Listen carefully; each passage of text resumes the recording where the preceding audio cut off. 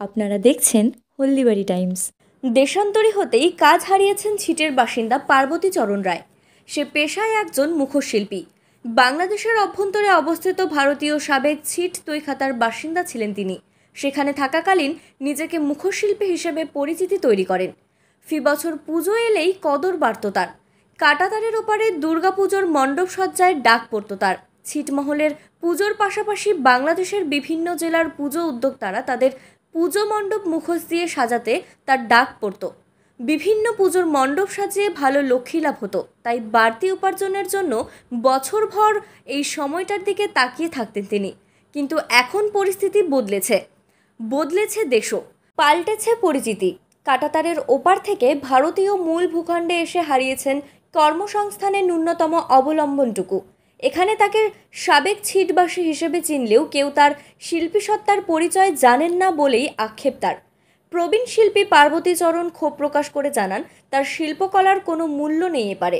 প্রশাসনিক উদাসীনতায় পাননি শিল্পী হিসেবে স্বীকৃতি বা জোটেনি ন্যূনতম শিল্পী ভাতাও। আধপেটে উত্তর বড় হলদিবাড়ির তেঁতুলতলায় অবস্থিত স্থায়ী শিবিরে দিন কাটছে তার। পার্বতী চরণ স্মৃতি হাতড়ে জানান, ছিটে থাকাকালীন একদা বাংলাদেশি দুষ্কৃতীদের হাতে অত্যাচারিত হয়ে সবকিছু খুইয়ে নিঃস্ব হয়েছিলেন তিনি। জীবন ধারণের জন্য কাঠের আসবাবপত্র তৈরির কাজকে পেশা হিসেবে গ্রহণ করেন।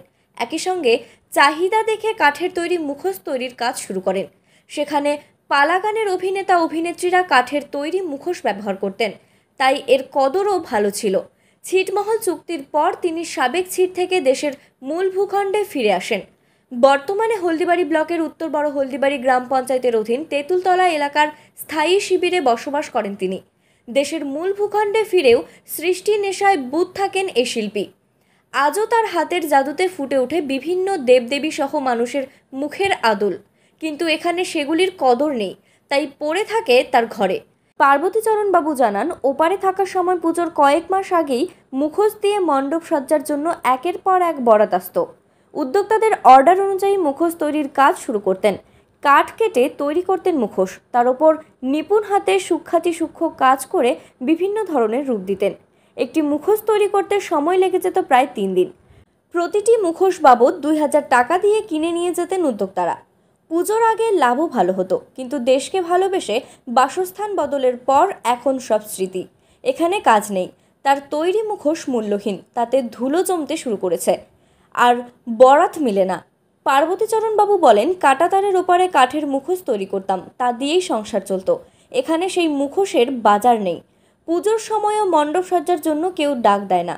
তবে যদি সরকারি সাহায্য পেতাম, তবে সংসারের পাশাপাশি নিজের হস্তশিল্পটাকেও বাঁচিয়ে রাখতে পারতাম। অর্ডার হইলে বানাই না, তখনই ওই আসার যখন নতুন আসছি তখনই বিক্রি হয়েছিল, এখন আর বিক্রি হয় না। আমাকে বিক্রি করতে যেতে হয় না, আমার বাড়ি থেকে নিয়ে যায়। ওখানে দাম ছিল ভালো, এখানে কোনো দাম নেই। ওখানে যে রেটে বিক্রি হইতো ওর সবচেয়ে বেশি চলতো। দামে একটা 1800, 2200, 1600 এভাবে ওখানে বিক্রি হতো। শিল্পী ভাতা পান না, এখন আর কিছু করি না। আমার সংসার আমি যে ছেলেপিলের উপরে চলে। ধরে এই মুখোশ মূর্তি বানান আপনি? অনেকদিন ধরে। আমার নাম পার্বতী চরণ রায়।